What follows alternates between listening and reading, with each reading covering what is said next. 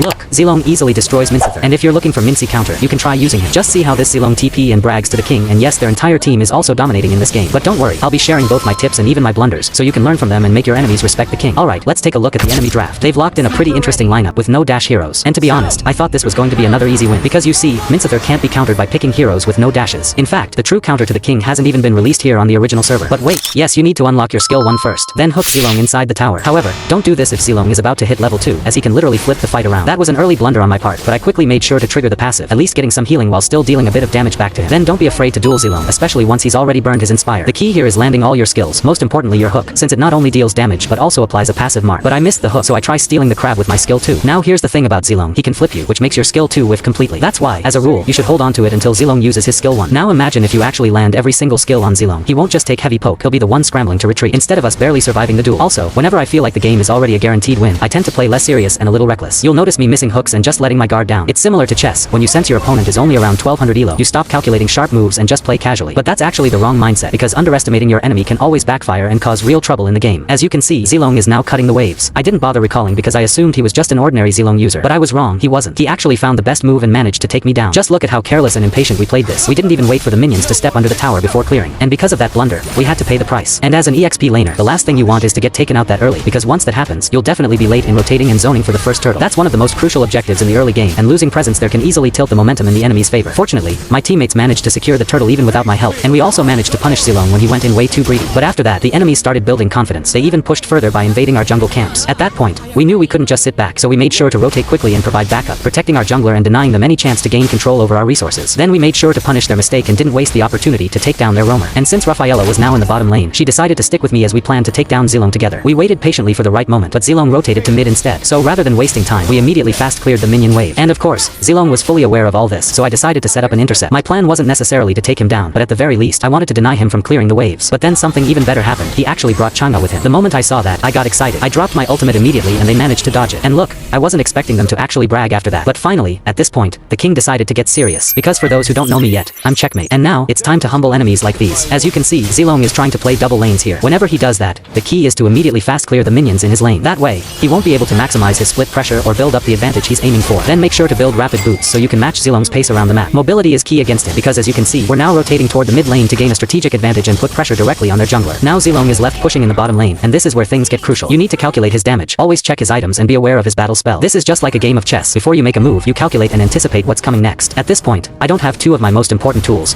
my flicker and my ultimate. That's why don't make the mistake of defending recklessly or engaging Zilong head on. Instead, the best move is to hide in the bush, stay patient, and wait for the right moment. Now, I've been asked so many times how to avoid feeding with Minsitthar. To answer that, I want you to first realize something. Mincy is actually weak, and I need to emphasize this because it's very important, because once you understand your hero's weaknesses, you'll know when to hide, when to engage, and when to simply wait for the right moment. I know I've inspired a lot of you to try Mincy, but mastering this hero also means recognizing just how fragile he can be. That's why I'm sharing videos of my own blunders, showing my full movements across the map with as few cuts as possible, so you can follow along, learn from my mistakes, and really understand how to use Mincy effectively. Now, take a look at the top side of the map. Our gold laner is struggling in this game, so I plan to rotate and help him out, but then I noticed the enemy jungler was lurking in the mid lane. This is exactly why rapid boots is so important for Mincy. It allows him to quickly chase down enemies who don't have dashes, giving you that sweet mobility. Now, I hope players realize just how easy it is to handle non-dash heroes with Mincy. Then here comes their glue. If I had timed it correctly, he wouldn't have been able to press his ultimate, but now, he's sticking to our roamer, so at this point, don't try to apply damage, just wait for glue to come off. Then the enemy backup arrives, and this turns into an extended team fight, testing positioning, cooldowns, and coordination on both sides. And here's a tip, whenever you're low on HP, try to get close to the enemy so you can immediately proc your passive, giving you sustain and some much needed healing. However, in this case, my hook didn't land on Chang'e, so we ended up getting taken down without even getting a favorable trade. Now, this is where the enemies started to dominate and push our turrets. But watch closely how we positioned ourselves here. We didn't rush to the front, we stayed patient, observing from the side, carefully calculating their escape routes and predicting their next moves. Just like in a game of chess, every positioning choice matters. By controlling the flanks and anticipating their rotations, we can cut off their exit and leave them with no safe options. This way, we don't just react, we dictate the fight and set up for a clean trap. And if you can't catch both enemies, then always make sure to target the most valuable hero, and just look at the burst damage from their Chang'e. Luckily, our roamer stepped up and absorbed all of it. Much respect for that sacrifice, because without him soaking the damage, the fight could have collapsed instantly in their favor. Now, here's another team fight, and this time our jungler is already down. Even so, we kept our eyes on their gold laner and managed to take her out, removing one of their key damage dealers. After that, I shifted my focus toward helping our own gold laner in the middle of the clash, but unfortunately, I was a little too late. He got taken down before I could reach him. And the bad news is, their jungler managed to secure all 4 takedowns in that clash. That single moment completely changed the momentum of the game, because a jungler with that much gold and experience becomes nearly unstoppable. He can shred through turrets, secure objectives with ease, and punish anyone caught out of position. At this point, the best thing we can do is focus completely on making sure our 3 inhibitor turrets don't get destroyed. The priority isn't taking down enemies, it's pure defense. You need to discipline yourself to stop chasing for clash and instead focus on clearing minion waves as fast fast as possible. The enemies want us to play recklessly, but that's exactly how they'll break through. If possible, rotate back and forth between all 3 lanes, buying time and creating opportunities for a comeback. Now, look at the top lane. Our jungler defended the minion wave way too deep. That overextension put him in a risky spot, and honestly, this is where the regret really started to hit me. If only I had taken the early game more seriously. If only I had respected the enemy lineup from the start, we could have dominated this match and prevented them from ever reaching this point of power. But I wasn't worried at all, because you see, Minsy is the kind of hero who can pull off miracles. And the enemies seem to forget that Minsy carries a 6.4-inch spear that extends to nearly 9 inches when combined with flicker. That's how fast it happened. Even the enemy's brain couldn't process it. Now that's the miracle we've been waiting for. And I immediately told my teammates to rush and secure the Lord, since it was about to spawn in just a few seconds. And now you're probably wondering why I'm still stuck here in the top lane. Well, here's the thing. Most players only react to what they see on the map. But high-level gameplay isn't just about reacting. It's about anticipating. If you know the timings of the waves, you already know where the pieces are going to be on the board even before they appear. Notice how there are no minions on the map right now. But I had already anticipated that, and this is where one of the basic fundamentals comes in. Wave management. Yes, wave management is just as important as mastering any hero, because it dictates tempo and prevents sneaky plays. Take Chang'e, for example. She's often picked in ranked because of her ability to sneak in a split push or segue. But if you understand wave timings and manage them correctly, you can completely shut down those kinds of plays before they even happen. It's like chess. You don't just move pieces because they're open. You control the board by thinking 2 or even 3 steps ahead. That's how you stay 1 move in front of your opponent. And Zilong users won't love this video, because later I'll reveal why Zilong can't truly win against the king. But for now, since we had vision on Zilong, our jungler actually had the perfect setup for a sandwich play. But here's the twist. The enemies were thinking the same way. And yes, it was actually our jungler who got baited. He ended up being the one surrounded, caught right in the middle of their trap. This is the kind of situation that separates reactive players from strategic players. Sometimes what looks like an opening is actually just bait, and if you don't double check the positioning of their backline and their backup, you can easily fall into their plan. Now, if you really want to improve your gameplay and not just feed your ego, you need to develop the habit of staying hidden. Don't show yourself unnecessarily on the map. Instead, position near the minion wave and use it as bait. Just look at this Zilong, completely caught off guard. The moment he realizes what's happening, he's itching to run. But no, we don't let him escape. This is the punishment for being so braggy earlier. And as a bonus, we also managed to take down their gold laner. That's the beauty of patience and positioning. And because of that play, we were able to easily push through their turrets all the way to their top lane inhibitor. But here's an important reminder. Don't overcommit at this point. Always respect the enemy's wave clear ability. One greedy move and all your progress can vanish instantly. The key is controlled pressure. Now let's pause right here. It's time to make players realize that Zilong isn't even a match, not even close against the king. And let me explain. Minsitthar is no longer designed as a burst fighter. The developers have reworked him into a sustained fighter. That's why they buffed his passive heal and damage. What makes this even better is that it scales with HP items. So even if you build Minsy full tank, he can still deal a decent amount of damage while being incredibly hard to take down. On the other hand, Zilong relies heavily on building full damage to be effective, which makes him extremely squishy. That's the key difference. If you stick to what Minsitthar is designed for, a sustained build, you can give Zilong absolutely zero chance of taking you down. And I mean zero. Trust me, Zilong simply cannot win that trade, even if he builds penetration items like Malefic Lore. Now take note, I only have steel leg plates at this point, and Zilong actually has the gold lead over me, so he should have had the advantage. But watch closely, we were still able to sustain through his burst, even after he burned his Inspire. And look, he's now running for his life. Now imagine if I had 2 defensive items, or even just 1 full item. That's why when I said earlier that Zilong has a 0% chance, it wasn't an exaggeration. It's the absolute truth. But if you're still not confident about facing Zilong in lane, then I would suggest to build Dominance Ice as your first item. Do that, and you'll easily dominate and control your lane without being scared with Zilong, because you can safely trigger your passive. And I have to commend Leslie for noticing the king's trap, but unfortunately for her, it was already too late. We were too close, and she got pulled instantly. And now, since I've built Dominance Ice, I can confidently face Zilong head on. No more hiding in the bushes. Just look at how scared Zilong is. He knows I don't even have my ultimate, yet he still doesn't dare to come close. Because you can brag and TP in front of any hero, but never do that against the king. And with that, we safely secured the Lord. And I really have to commend my teammates for carrying me, especially during those early stages when I was helpless and made so many blunders. Without their effort, those boastful players would have easily won this game.